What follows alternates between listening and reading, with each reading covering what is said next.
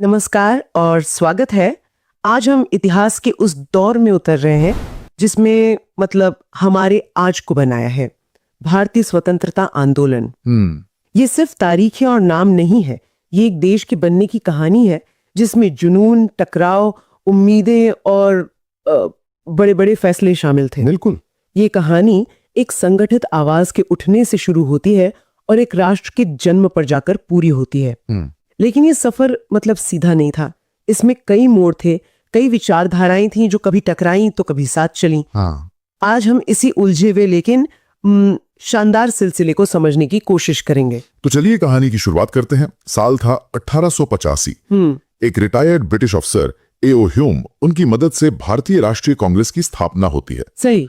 उस वक्त ये एक बहुत ही नरम संगठन था जिसका मकसद था याचिकाओं और बातचीत के जरिए भारतीयों के लिए कुछ अधिकार हासिल करना। बिल्कुल। लेकिन ये शांति ज्यादा दिन नहीं चली। सही कहा। असली भूचाल आया 1905 में, जब वाइसराय लॉर्ड कर्जन ने बंगाल के बंटवारे का ऐलान कर दिया। हाँ। कागज पर तो ये एक प्रशासनिक फैसला था कि बस सहूलियत के लिए कर रहे हैं। हाँ, लेकिन इसका असली मकसद था बंगाल में बढ़ रही राष्ट्रवाद की भावना को हिंदू और मुस्लिम आबादी में बांटकर कमजोर करना। फूट डालो और राज करो। बिल्कुल, ये उस नीति का सबसे बड़ा उदाहरण था। और इस बंटवारे का जवाब भी उतना ही जबरदस्त था। बंग भंग के विरोध में स्वदेशी आंदोलन शुरू हुआ। लोगों ने विदेशी कपड़ों की होली जलाई, अंग्रेजी स्कूलों का बहिष्कार किया और भारतीय चीजों को अपनाना शुरू किया। हाँ। ये पहली बार था जब आजादी की लड़ाई कुछ पढ़े लिखे लोगों के कमरों से निकलकर सड़कों पर आई थी। लेकिन इसी दौरान एक और अहम घटना हुई, मुस्लिम लीग की स्थापना। बिल्कुल। 1906 में ढाका में अंग्रेजों ने इसे कांग्रेस के खिलाफ एक राजनीतिक ताकत के तौर पर खड़ा होने में पूरी मदद की। यहीं से भारत की राजनीति में सांप्रदायिकता का बीज और गहरा होता चला गया।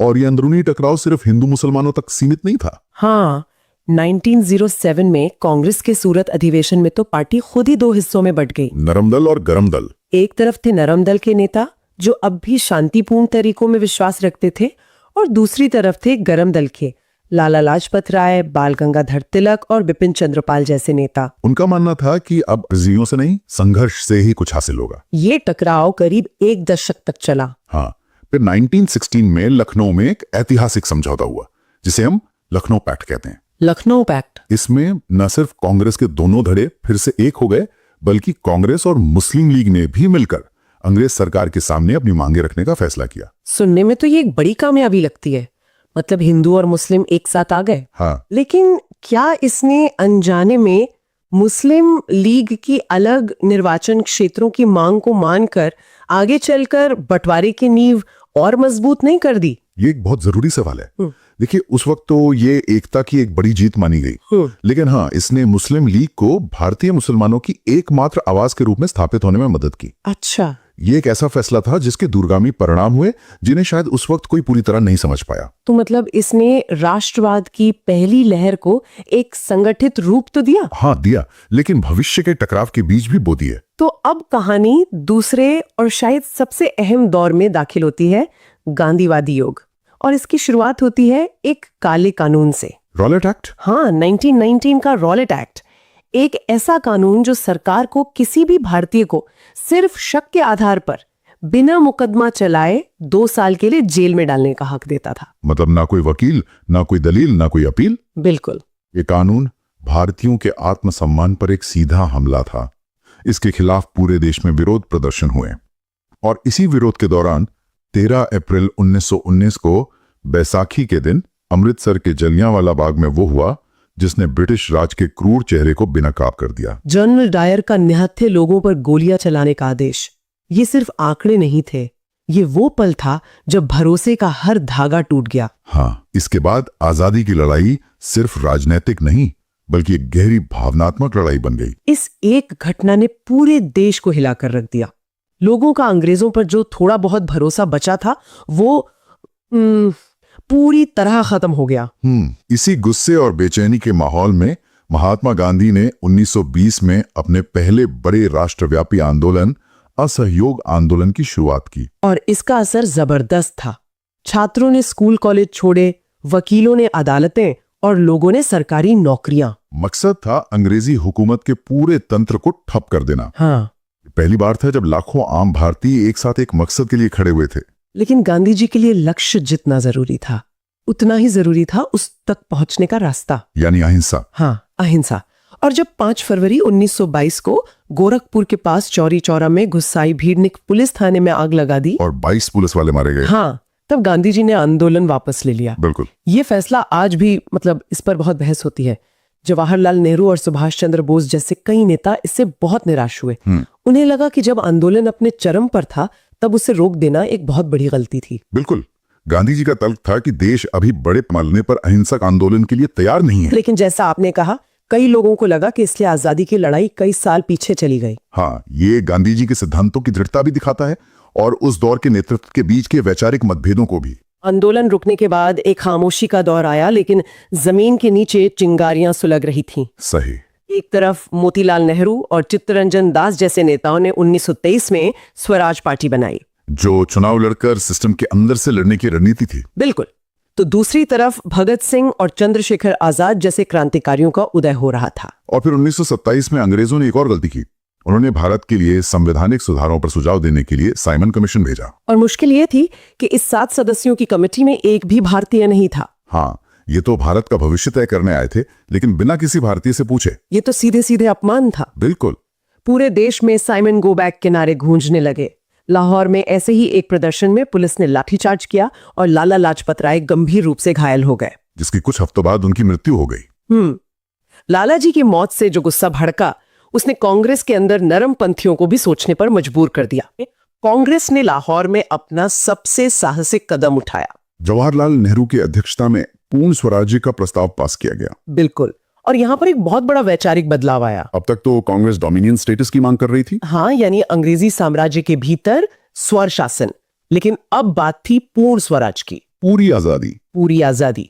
और तय हुआ कि 26 जनवरी 1930 को पहला स्वतंत्रता दिवस मनाया जाएगा। इस ऐलान के बाद गांधी जी ने एक और बड़ा आंदोलन शुरू किया, सविनय अवज्ञा आंदोलन। और इसकी शुरुआत हुई एक ऐसी चीज से जो हर भारतीय के घर में इस्तेमाल होती थी, नमक। हाँ, अंग्रेजों ने नमक बनाने और बेचने पर भारी टैक्स लगा रखा था, तो गांधी जी ने इसी को विरोध का प्रतीक बनाया। और वो तस्वीरें तो आज भी इतिहास में अमर है। 12 मार्च 1930 को गांधी जी की दांडी यात्रा अपने 78 साथियों के साथ साबरमती आश्रम से निकलकर 240 मील पैदल चलकर दांडी के समुद्र तट पर पहुंचना और एक मुट्ठी नमक उठाकर ब्रिटिश साम्राज्य के कानून को तोड़ना। हाँ, ये सिर्फ नमक उठाना नहीं था, ये ब्रिटिश राज की नींव पर हमला था।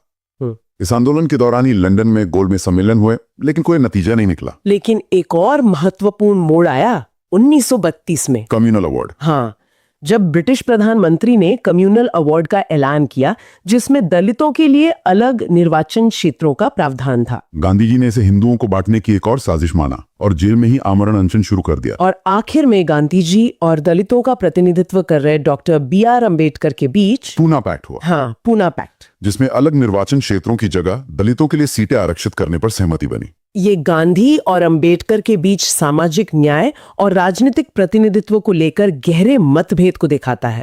बिल्कुल, दोनों का लक्ष्य एक ही था, समाज के सबसे पिछड़े तबके का उत्थान, लेकिन रास्ते बिल्कुल अलग थे। तो अब हम कहानी के आखिरी और सबसे तेज रफ्तार वाले हिस्से में पहुंचते हैं।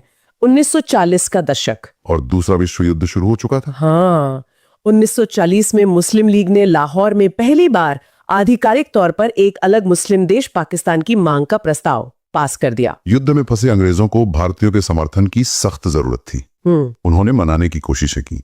1942 में क्रिप्स मिशन भारत आया और उसने युद्ध के बाद भारत को डोमिनियन स्टेटस देने का प्रस्ताव रखा। लेकिन कांग्रेस ने इसे सिरे से खारिज कर दिया। उनका कहना था कि अब डोमिनियन स्टेटस यानी मतलब आधी अधूरी आजादी का वक्त निकल चुका था। बात अब सिर्फ पूर्ण स्वराज्य की होगी। बिल्कुल, गांधी जी ने तो इसे एक डूबते हुए बैंक का पोस्ट डेटेड चेक कहा था। क्रिप्स मिशन की नाकामी के बाद सब्र का बांध टूट गया। 8 अगस्त 1942 को गांधी जी ने भारत छोड़ो आंदोलन का ऐलान किया और करो या मरो का नारा दिया। ये एक सीधी चुनौती थी कि अंग्रेज अब भारत छोड़कर चले जाएं। ये आंदोलन पिछले आंदोलनों से बहुत अलग था। कैसे? अगली सुबह ही गांधी जी समेत कांग्रेस के सारे बड़े नेता गिरफ्तार कर लिए गए। कोई नेतृत्व नहीं था। अच्छा। ऐसे में जनता ने खुद आंदोलन की बागडोर संभाल ली। ये एक स्वतः स्फूर्त विद्रोह था। युद्ध खत्म होने के बाद ब्रिटेन में भी सत्ता बदल गई और यह साफ हो गया कि अब भारत को आजाद करना ही होगा। लेकिन सवाल ये था कि सत्ता किसे सौंपी जाए, एक भारत को या दो देशों को? इसी सवाल को सुलझाने के लिए 1946 में कैबिनेट मिशन भारत आया। लेकिन तब तक शायद बहुत देर हो चुकी थी। जिन्ना पाकिस्तान की मांग पर अड़े थे और कांग्रेस भारत के बंटवारे के सख्त खिलाफ थी। बातचीत नाकाम रही और मुस्लिम लीग ने 16 अगस्त 1946 को प्रत्यक्ष कार्यवाही दिवस का ऐलान कर दिया। इसके बाद कलकत्ता में और फिर पूरे देश में भयानक सांप्रदायिक दंगे भड़क उठे। वो मंजर खौफनाक था। हजारों लोग मारे गए। और अब यह साफ हो गया था कि भारत को एक रखना लगभग नामुमकिन है। आखिरकार लॉर्ड माउंटबेटन को भारत का आखिरी वाइसरॉय बनाकर भेजा गया, एक ही मिशन के साथ, सत्ता का हस्तांतरण चाहे जैसे भी हो। और 3 जून 1947 को माउंटबेटन ने भारत के बंटवारे की योजना पेश की। और कांग्रेस, जिसके नेताओं ने पूरी जिंदगी एक अखंड भारत के लिए लड़ाई लड़ी थी, उन्होंने और ज्यादा खून खराबे से बचने के लिए भारी मन से इसे स्वीकार कर लिया। और 15 अगस्त 1947 को भारत आजाद हो गया। एक आजादी जो अपने साथ इतिहास का सबसे बड़ा विस्थापन और हिंसा लेकर आई। आजादी के बाद संविधान बनाने का काम पूरा हुआ और 26 जनवरी 1950 को भारत एक गणराज्य बना। लेकिन कहानी यहाँ खत्म नहीं होती। हमारे स्रोतों में एक आखिरी घटना 1951 की है। भूदान आंदोलन। हाँ, भूदान आंदोलन। हाँ, विनोबा भावे का वो आंदोलन जिसमें वो बड़े जमींदारों से अपनी जमीन का कुछ हिस्सा भूमिहीन किसानों को दान करने की अपील कर रहे थे। ये हमें क्या बताता है? ये बताता है कि 15 अगस्त 1947 को सिर्फ राजनीतिक आजादी मिली थी। सही। असली काम तो अब शुरू होना था, एक ऐसे राष्ट्र का निर्माण करना जो सामाजिक और आर्थिक रूप से भी बराबर हो। राष्ट्र निर्माण का वो काम जो आज भी जारी है। बिल्कुल। तो कांग्रेस की एक छोटी सी शुरुआत से लेकर आजादी और बंटवारे के दर्द तक ये वाकई एक असाधारण सफर है। हर आंदोलन, हर समझौता, हर विद्रोह, चाहे वो सफल रहा हो या असफल, उसने कहानी को आगे बढ़ाया। इन सभी घटनाओं को एक साथ देखने के बाद एक सवाल सोचने पर मजबूर करता है। क्या? इस पूरी लड़ाई में नरमपंथियों का याचिकाओं वाला रास्ता, गरमपंथियों का संघर्ष, क्रांतिकारियों की कुर्बानी, हाँ, और गांधी जी का अहिंसक आंदोलन, इन सभी अलग अलग धाराओं ने एक दूसरे को कैसे प्रभावित किया? क्या ये एक दूसरे की ताकत बने या इन्होंने एक दूसरे को कमजोर किया?